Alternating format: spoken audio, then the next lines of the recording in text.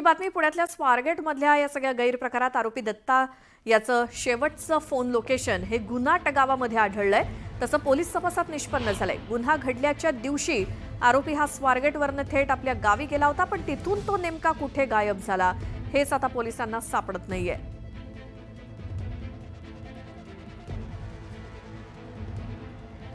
तर नराधम दत्ता गाडे जो आहे त्याचं लोकेशन पोलिसांना हे शेवटचं गुन्हाट या गावामध्ये आढळलं।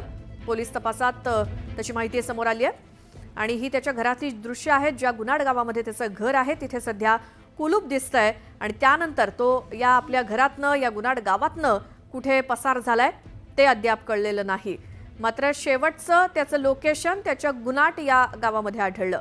आमचे प्रतिनिधी सचिन तोडकर आहेत आपल्या सोबत। सचिन, हे जे घर दिसतंय आरोपी दत्ताचं, कोण कोण तिथे राहत होतं, कधीपासून सगळे बेपत्ता आहेत? खरं तर शिरूर तालुक्यातील गुन्हाट या ठिकाणी आरोपी दत्ता यांचं हे घर आहे आणि आरोपींनी हे दुष्कृत्य केल्यानंतर साधारण सकाळी हे दुष्कृत्य झालं। त्यानंतर आरोपी 11 वाजता हा त्याच्या गुन्हाट येथील राहत्या घरी आला होता। त्याने घरी आराम केला। सायंकाळी 5 वाजेपर्यंत आरोपी हा त्याच्या घरी होता, मात्र 5 वाजेनंतर आरोपी तिथून पसार झालेला आहे। एवढं सर असतानाही पोलिसांनी मात्र त्याबाबत कोणतीही त्यावेळेस खबरदारी घेतली नाही। दुसरी गोष्ट म्हणजे आरोपी सोबत आरोपीचा जो भाऊ राहत होता त्या भावालाही काल चौकशीसाठी पोलिसांच्या पुणे पथकाने ताब्यात घेतलंय। आता मात्र आरोपीच्या घरी कोणीही नसून घराला टाळे असलेले पाहायला मिळत आहेत। बिलकुल सचिन, धन्यवाद या माहितीसाठी। मात्र आता खरा पोलिसांचा कस आहे या आरोपीला शोधण्याचा, पकडण्याचा, अटक करण्याचा। मात्र आता या आरोपीला अटक करणं महत्त्वाचं आहे। त्याआधी तो त्याच्या गावामध्ये आला होता, घरी त्यानं थांबला, आराम केला, मात्र त्यानंतर तो कुठे पसार झालाय हे आता शोधणं पोलिसांसमोर मोठं आव्हान आहे। शिरूरमधलं हे गुन्हाट गाव आणि गुन्हाट गावामध्ये या आरोपी दत्ताचं हे घर आहे, जिथे गुन्हा केल्यानंतर तो याच घरामध्ये आला होता, याच गावामध्ये आला होता आणि तिथून तो पसार झालाय।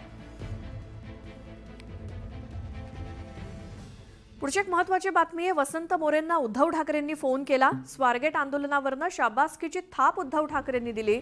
उद्धव ठाकरेंनी खास फोन करून वसंत मोरेंची पाठ थोपटली। अन्याय होईल तिथे असेच पेटून उठा असं म्हणत उद्धव ठाकरेंनी वसंत मोरेंना फोन केला।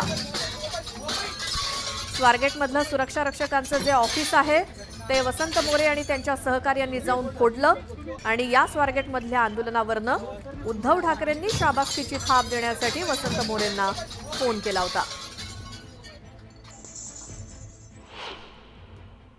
चांगलं केलं, जोरात केलं। हो साहेब, दोघं तिघच होतो, पण म्हटलं आता बाकीचं कुणी येऊन काय बोलण्याच्या पलीकडे जात चाललंय सगळं प्रकार साहेब। म्हणजे तो एवढा घाणेरडा प्रकार होता तिथे ते एसटी मध्ये 4 शिवशाहीचे एसटी बंद पडलेले आहेत आणि अक्षरशः त्या एसटी मध्ये लॉजिंग केलं आणि सगळी जाणारी लोक त्या सुरक्षा कर्मचाऱ्यांच्या समोरनं जातात ना। म्हणून जे काय लढतोय ना आपण, हो सर, सगळ्यांना तेच सांगण्याचा प्रयत्न करतो। माझा आपली जीव जळतोय सगळं बघून, महाराष्ट्र कुठे चाललंय। हो ना, मुंबईची हालत, सगळं मराठीवरती आक्रमण, मग तरी सुद्धा म्हणजे त्यांना पोलिसांची पण भीती नाही ना, कुणाचीच भीती नाही या लोकांना। नाही, पण चांगलं केलं तुम्ही। येस, हो साहेब, थँक्यू।